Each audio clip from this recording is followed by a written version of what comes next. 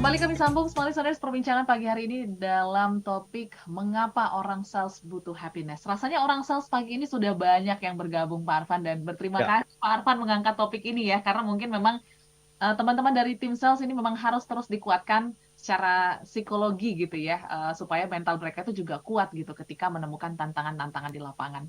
Mungkin aku langsung kali ya Pak Arfan ya. Nanti ya, sayang banget kalau nggak disampaikan gitu.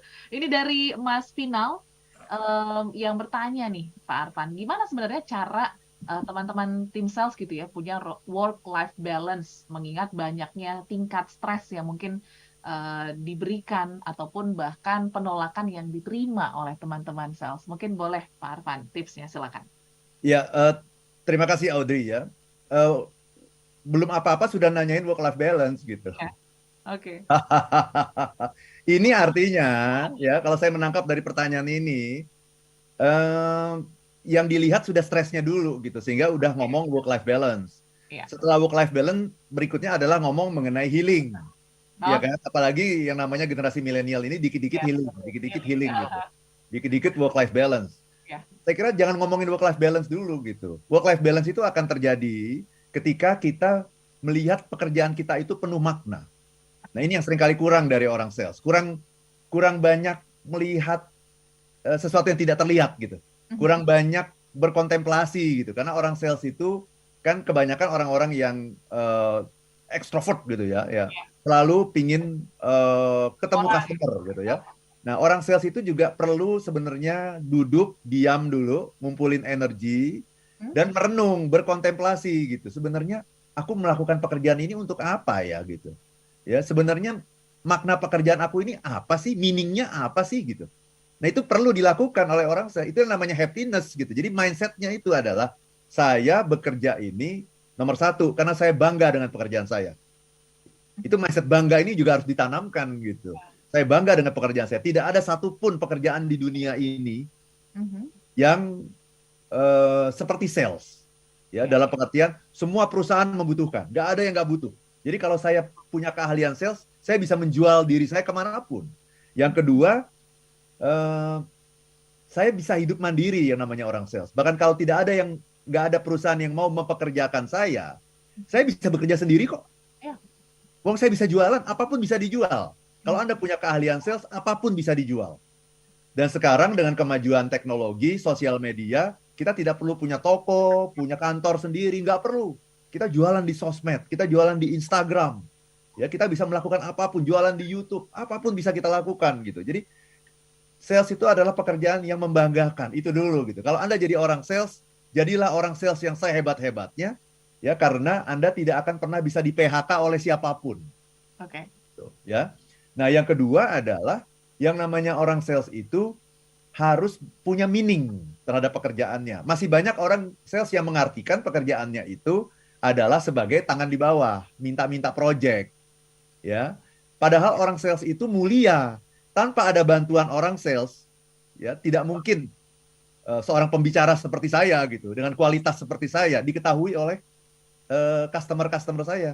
Nggak Oke. mungkin gitu. Saya bisa dipanggil ke berbagai perusahaan. Sampai hari ini saya sudah melayani lebih dari 400 perusahaan. Oke. Nggak mungkin itu bisa terjadi gitu kalau tidak ada bantuan orang sales yang menghubungkan saya, yang menelpon saya, yang mengatur meeting, yang mengatur pertemuan dan sebagainya gitu.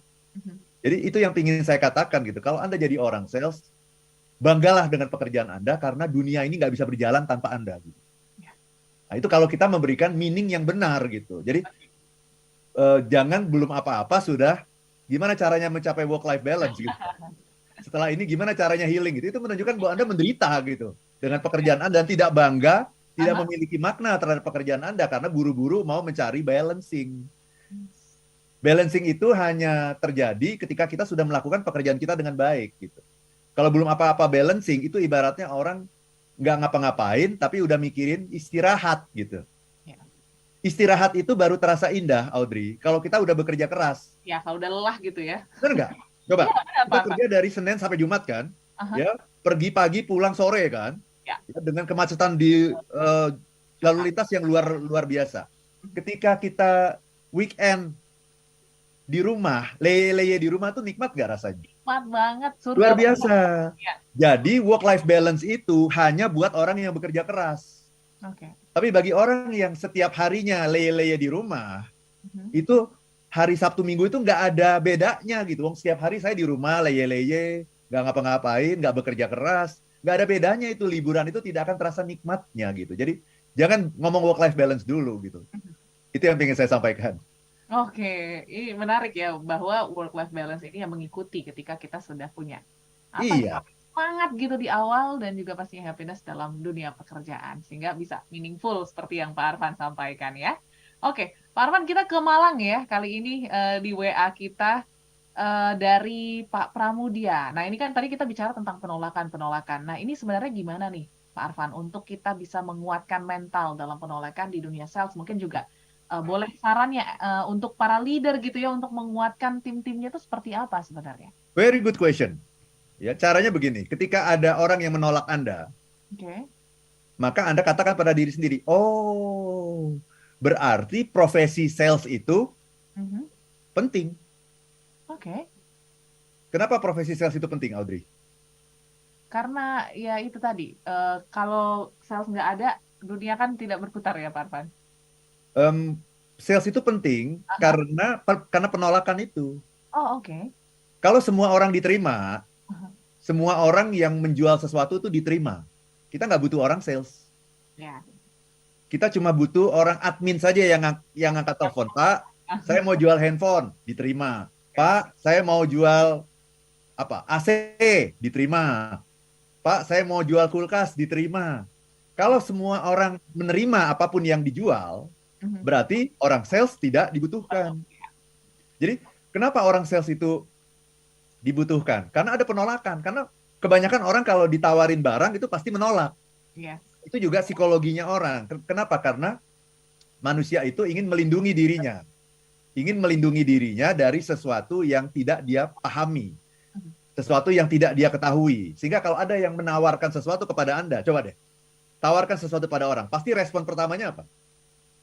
Ya mikir-mikir dulu gitu ya Pak Arfan ya. Iya, mikir-mikir itu adalah sebuah bahasa halus untuk menolak gitu. Sebenarnya Oh pinginnya menolak. Jadi iya. orang ditawarin apapun tuh akan menolak. Aha. Jadi kalau Anda menemui penolakan, Anda harus senang. Oke. Oh, berarti orang sales dibutuhkan. Karena kalau semua orang tidak ada penolakan sama sekali, orang sales itu tidak dibutuhkan. Tidak pernah ada profesi sales di dunia ini kalau tidak ada penolakan. Justru profesi sales itu menjadi amat sangat dibutuhkan karena banyak sekali orang yang menolak ketika ditawari produk. Nggak mau saya, oh saya tidak butuh, oh saya sudah punya, oh banyak sekali alasan gitu. Nah Ya. itu justru, jadi ketika Anda menemui penolakan, katakan pada diri Anda, Alhamdulillah, puji Tuhan, Mhm. berarti aku dibutuhkan untuk membuat orang jadi tidak menolak, yakin dengan produknya dan membeli produknya. Dan kita bisa sama-sama bahagia ketika kita mendapatkan produk yang berkualitas. Mhm. Gitu. Oke. Ini mindset yang unik ya Pak Arfan ya, tetapi ya ini justru yang menjadi penguat kita juga untuk bisa menerima segala penolakan karena kita suka denial ya. Biasanya kalau kita mendapat penolakan, oh memang barang saya yang jelek nih kayaknya Nah atau itu itu tuh mindset mindsetnya orang itu, Jawa ya. Iya. mindsetnya tangan di bawah gitu. Tangan di bawah itu adalah kita menawarkan sesuatu yang sebetulnya tidak terlalu bagus. Mhm. Gitu. Sehingga kita tidak yakin ketika menjual produk itu karena kita tidak yakin produk itu membawa manfaat bagi orang yang membelinya. Sehingga nawarinnya juga udah sudah ketahuan lah gitu. Cara kita ngomongnya itu nggak meyakinkan, gampang dipatahkan argumentasi kita oleh prospek gitu. Itu sekali lagi itu ujungnya adalah di mindset itu. Kita tidak bangga gitu. Kita tidak merasa tangan di atas, kita merasa tangan di bawah. Yes, yes, yes. Dan itu Itu sangat aku. terlihat ya. Dan itu sangat terlihat ketika sudah approach klien ataupun customer. Jadi memang faktor happiness ini sangat-sangat penting sekali untuk dimiliki para sales ya, Pak Arfan Ya ya. jadi jangan jangan jangan mau menjual Oke. produk-produk yang tidak berkualitas, jangan mau gitu. Ya. Sebagai orang sales juga Anda juga harus pilih-pilih. Hmm. Kan orang sales itu kan dibutuhkan di organisasi apapun, perusahaan apapun. Anda harus pilih-pilih. Kalau produknya nggak berkualitas, jangan mau Anda disuruh jual produk itu. Oke. Gitu. Karena nggak mungkin orang yang tidak yakin dengan produknya menjual produknya.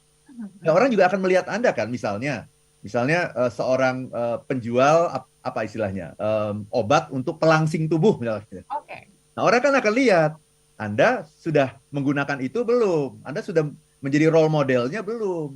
Ya, misalnya saya menjual produk fitness misalnya gitu ya. Orang akan lihat Anda bugar atau tidak. Kalau Anda tidak bugar, Anda tidak badannya tidak bagus gitu ya, kemudian Anda menjual produk fitness yang nggak ada orang yang mau beli. Kenapa? Karena Anda saja tidak yakin dengan produk Anda gitu. Ya. Anda saja tidak pakai produk Anda itu gitu. Jadi kita harus selalu menjadi apa istilahnya, kita harus menjadi promotor utama dari produk kita gitu. Iya, iya. Influencer Itu. lah gitu ya.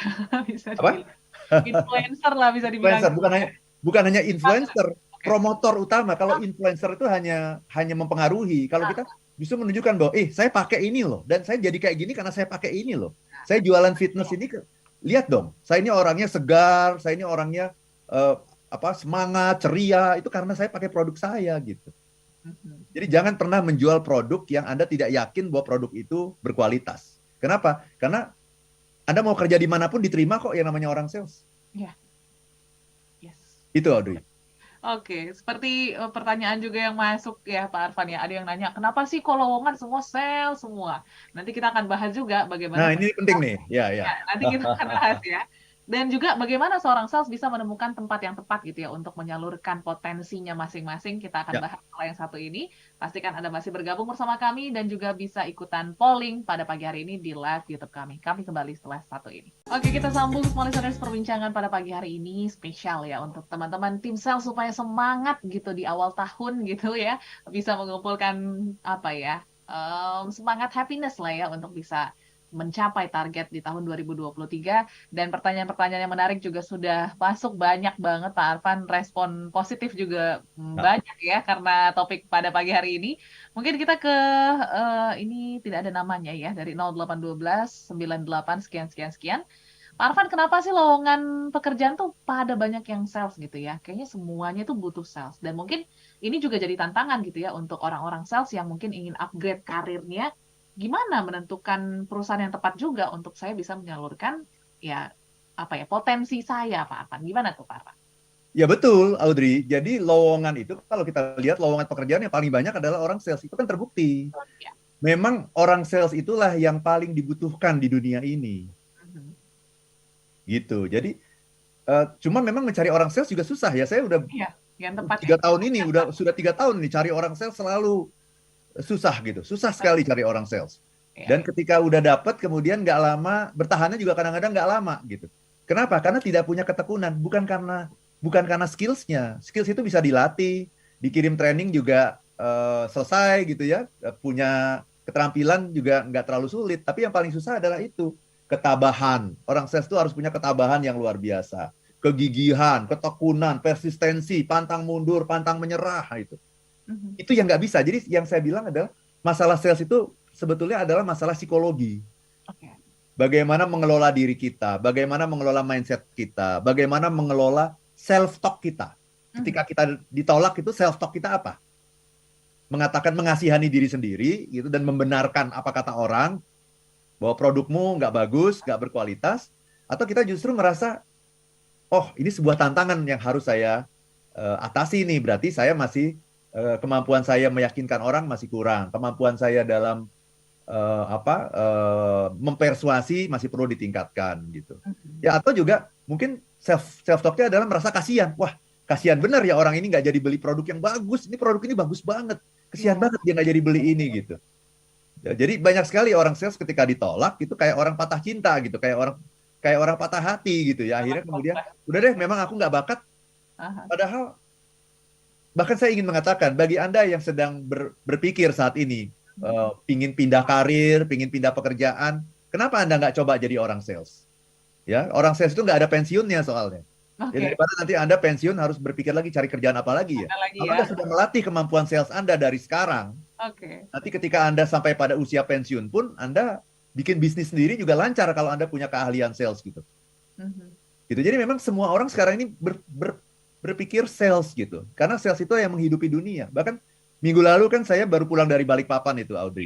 Ya, saya memberikan pelatihan kepada 1.000 orang, ya. 1.000 orang manajer UP, unit pelayanan, dan ULP, ya, unit layanan pelanggan gitu ya. Jadi para manajer-manajer di PLN itu kalau dulu tuh kerjanya hanya melayani pelanggan, hanya melayani, bagaimana memastikan ketersediaan listrik, bagaimana memastikan tidak ada losses, bagaimana memastikan distribusi listrik, pasokan listrik terjadi dengan semaksimal mungkin. Sekarang bukan itu lagi yang diminta. Yang diminta adalah apa? Kamu harus jualan. Oke. Jualan karena supply melebihi demand gitu. Jadi supply pasokan listrik kita banyak sekali nih, pasokan listrik. Tapi tidak terjual. Jadi kan sia-sia ya, pasokan listrik tidak terjual. Karena itu manajer-manajer yang tadinya itu hanya melayani pelanggan, mikirnya hanya melayani pelanggan, sekarang udah berpikir bisnis. Bagaimana saya bisa menjual listrik? Ya, meyakinkan masyarakat untuk menggunakan listrik ya, sebagai alternatif yang paling efisien dan paling efektif. Gitu. Jadi mikirnya udah berubah, maka saya memberikan pelatihan untuk memberikan apa? Mengubah mindsetnya ini. Jadi mindsetnya bukan hanya melayani, tapi menjual. Gimana caranya menjual? Nah itu.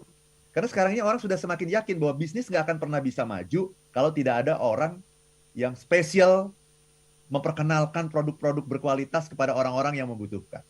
Yes.